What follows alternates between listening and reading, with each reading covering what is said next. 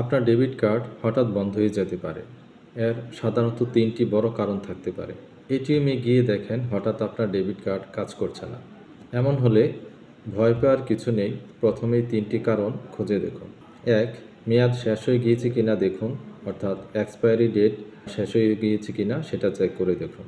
আপনি যদি একটানা ৬ মাস বা তার বেশি সময় ধরে ডেবিট কার্ডটি ব্যবহার না করেন, তাহলে অনেক ব্যাংক সিকিউরিটির কারণে আপনার কার্ডটি বন্ধ করে দেয়। ৩.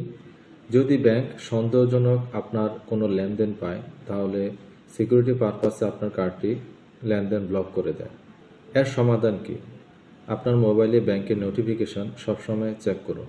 প্রয়োজনে কাস্টমার কেয়ার বা শাখায় যোগাযোগ করুন। তাৎক্ষণিক সার্ভিসের জন্য আপনি তাদের কাস্টমার সার্ভিসে অর্থাৎ কল সেন্টারে যোগাযোগ করতে পারেন। এবং পরবর্তীতে অনিয়মিতভাবে কার্ড ব্যবহার না করে মাসে অন্তত একবার আপনার ডেবিট কার্ডটি ব্যবহার করুন।